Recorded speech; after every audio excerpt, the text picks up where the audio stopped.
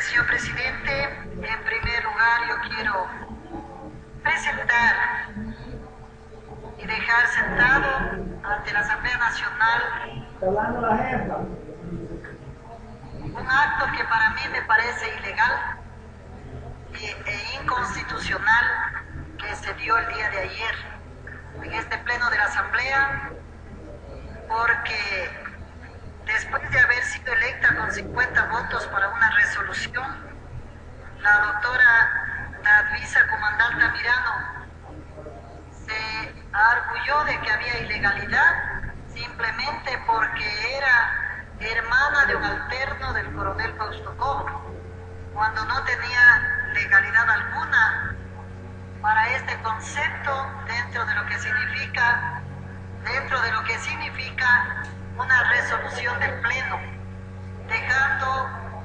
haciéndose una nueva reconsideración a la resolución en un acto inconstitucional de la Asamblea, lo que dejo sentado en actas y dejo sentado para que el pueblo ecuatoriano conozca que se cumplió una ilegalidad en el Pleno de la Asamblea Nacional. Refiriéndome al Código Integral Penal. Le interrumpo, asambleísta, porque me parece que usted está haciendo una reflexión que no... La Asamblea puede reconsiderar todas sus resoluciones. El Pleno reconsideró con más de 63 votos y votó por otra persona. Eso podrá ser lo que quiera, menos inconstitucional ni ilegal. Le dejo claramente establecida la figura.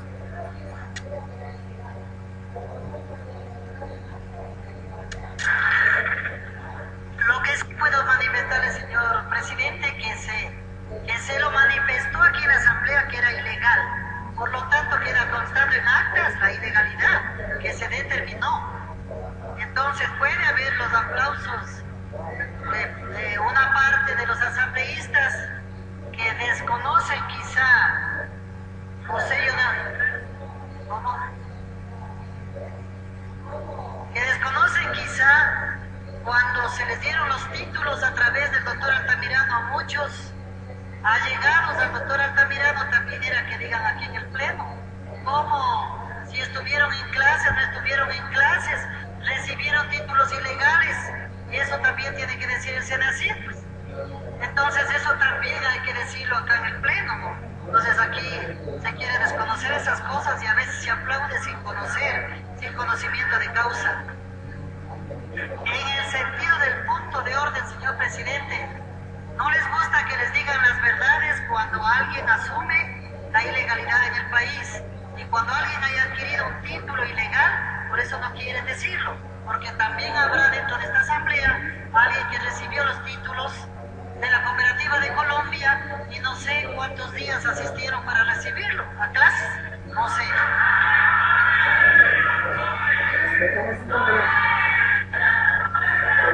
Ya le vamos, yo le estoy pidiendo al Senacid la lista de nombres de quienes tienen que decirlo. Entonces, siempre hay que hacerlo así.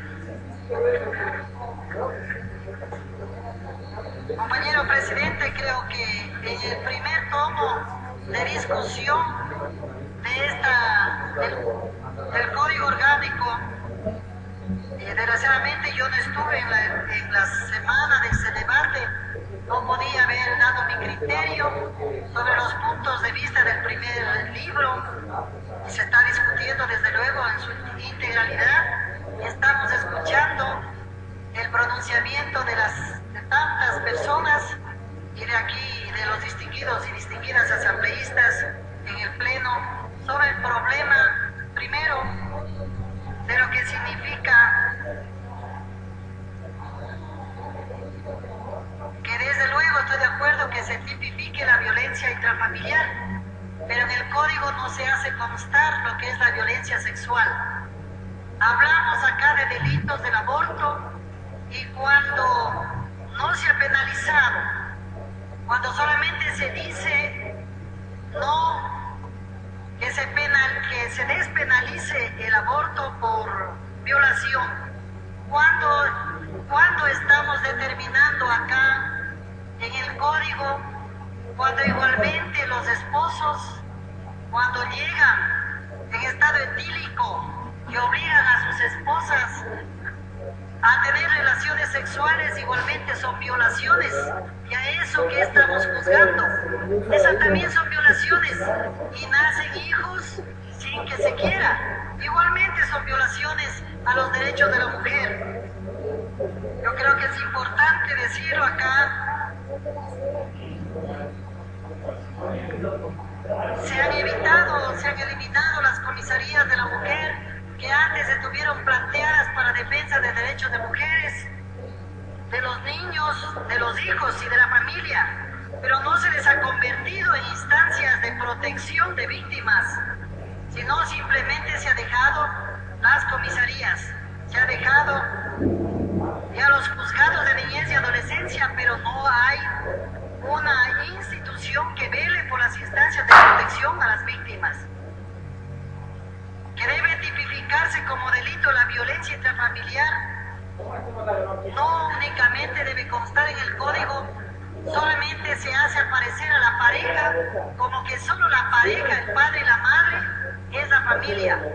No se hace aparecer en el código el problema de la violencia de padres a hijos, ni tampoco las violaciones de hermanos a hermanas, a nietos, a sobrinos, no se hace constar. Únicamente se hace constar como que la familia es la mujer y el esposo. Y por lo tanto aquí el código debe ser integral, y al llamarse código integral y al hablarse de la protección de la familia, debe protegerse en su integralidad. Caso contrario, no estamos legislando para la familia.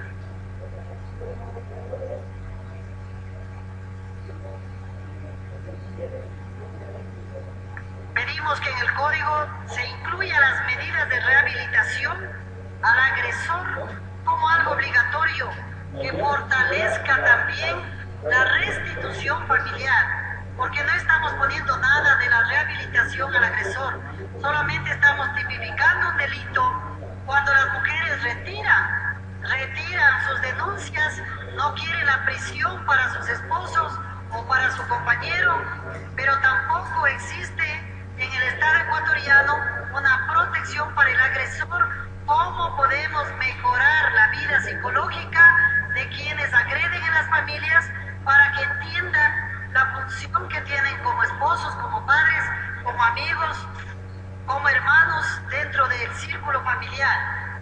Y ese es uno de los problemas que tiene la sociedad ecuatoriana.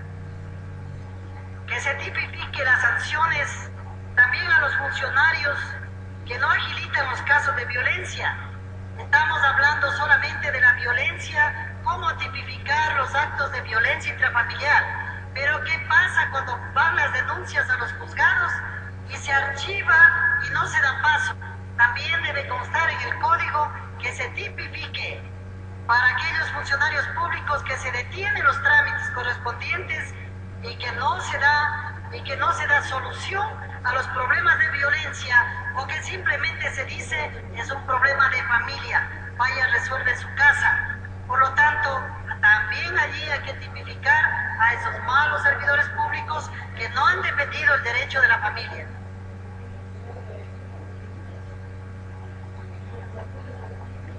Es importante que no bajemos la penalización a los adolescentes al decir vamos a sancionarles ya desde los 16 años. Un mínimo porcentaje de adolescentes y de jóvenes se han incluido en la mafia, se han incluido en los secuestros, se han incluido en los delitos del país, pero no podemos dejar pasar por alto la multitud de juventud y de adolescentes que tiene la patria para defenderles a nuestros ecuatorianos jóvenes, que son quienes deben tomar resoluciones para la vida democrática de la patria. Por lo tanto, no se puede dejar en la imputabilidad para los adolescentes. No puedo yo, bajo ningún concepto, al haber sido 37 años educadora de la República del Ecuador en todos los niveles, desde la escuela unidocente hasta la educación superior, aceptar que se despenalice el consumo de droga por más mínimo que sea. porque simplemente a la vuelta de la esquina, si es que un joven, un adolescente o un adulto que esté consumiendo lo mínimo de droga en un lugar también es problema para los demás, porque no podemos pasar ni siquiera al lado de ellos. ¿Y qué va a pasar con los establecimientos educativos? Cuando ahora que no se ha despenalizado, hay consumo de droga en nuestros establecimientos educativos y problemas graves en las familias, porque ya no es incontrolable hacia los hijos, hacia los jóvenes, y los hijos están suicidando solos, están muriéndose los jóvenes y queremos que se despenalice. Por lo tanto, yo estoy en contraposición, porque caso contrario tendría que el país despenalizar totalmente la situación de la droga y que haya libertad para que el pueblo ecuatoriano consuma o venda y haga lo que quiera. Por lo tanto, en mi calidad de educadora, estoy en contradicción de estos puntos que desdicen de lo que significa el delito penal en nuestro Ecuador. Hay muchas observaciones que se debe hacer, señor presidente. Desgraciadamente los tiempos aquí en la asamblea son muy cortos, que pasaré por escrito al señor presidente de la mesa para que se tome en consideración, porque no estoy de acuerdo, por ejemplo, que se ponga que se le quite la licencia como una mala práctica médica a un médico, que se le quite la licencia de por vida. Si estamos hablando en la ley de tránsito, que si hay un accidente de tránsito, tienen oportunidades de desarcir, de hacer un curso, recuperar sus puntos, pero ¿cómo el médico puede recuperar sus puntos? Cuando le decimos va preso y le quitamos la licencia completamente, sin dejar a un lado la irresponsabilidad que ha habido en los hospitales, en las clínicas, en los centros de salud.